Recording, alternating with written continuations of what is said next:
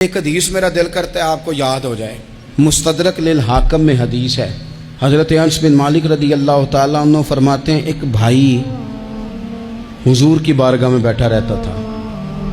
نکما نہیں تھا، شارحین حدیث کہتے ہیں کہ کسی مجبوری سے وہ کام نہیں کر پاتا تھا، یا کرتا تھا تو وہ کام آگے نہیں چل پاتا تھا، ذہنی صلاحیت ہی شاید زیادہ نہیں تھی۔ یہ حدیث مشکات میں بھی موجود ہے، مستدرک للحاکم میں بھی موجود ہے۔ حضرت انس بن مالک رضی اللہ تعالیٰ عنہ فرماتے ہیں وہ حضور کی بارگاہ ناز میں بیٹھا رہتا تھا، اس کے بھائی نے آ کے شکایت کی، یا رسول اللہ صلی اللہ تعالیٰ علیہ وسلم، یہ کوئی کام ہی نہیں کرتا، کوئی محنت نہیں کرتا، کوئی جدوجہد نہیں کرتا، آگے نہیں بڑھتا، مجھے اس کی ضروریات کی کفالت کرنی پڑتی ہے، مجھے جدوجہد کرنی پڑتی ہے، مجھے اس کے معاملات کا خیال رکھنا پڑتا ہے، آپ اسے سمجھائیں۔ تو حضور نے بہت سارے لوگوں کو سمجھایا جو کام نہیں کرتے تھے۔ ہمیں سیاستہ میں وہ حدیث بھی ملتی ہے جس بندے کو نبی پاک صلی اللہ علیہ وسلم نے کہا تھا کہ تیرے پاس جو بھی گھر میں ہے لا، تو وہ پیالہ اور کمبل لائے تھے، حضور نے بیچ کے کہا تھا جا کلاڑا خرید کے لا اور لکڑیاں کاٹ کے تو بیچ کے اپنا اور اپنے گھر والوں کا پیٹ پال۔ یہ ساری باتیں اپنی جگہ پر یہاں نبی پاک نے ایک روحانی مسئلے کا حل بھی بتایا۔ اللہ کے محبوب علیہ السلام سے عرض کی حضور یہ یہیں بیٹھا رہتا ہے اور سارے ہی کام مجھے کرنے پڑتے ہیں۔ تو حضور نے نظر مبارک اٹھا کے بھائی کی جانب دیکھا جو بھائی کا شکوہ کر رہا تھا، تو کریم محبوب فرمانے لگے ہو سکتا ہے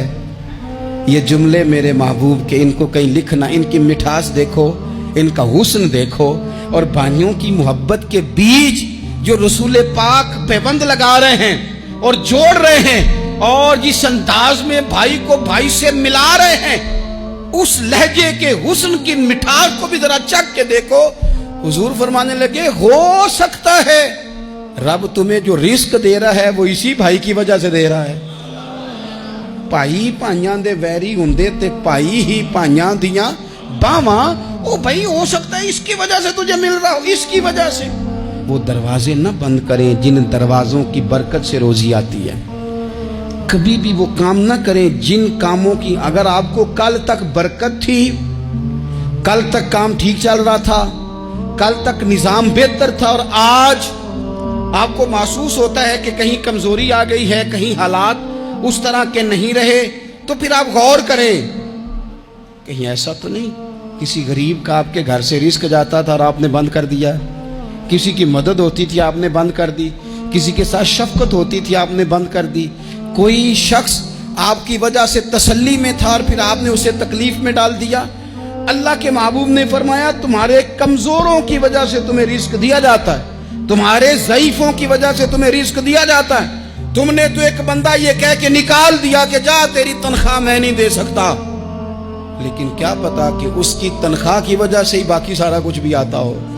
کیا پتا کہ اسی کے سبب سے اللہ انعام فرماتا ہو۔ لہٰذا ان روحانی مسائل کا بھی تھوڑا سا خیال کریں۔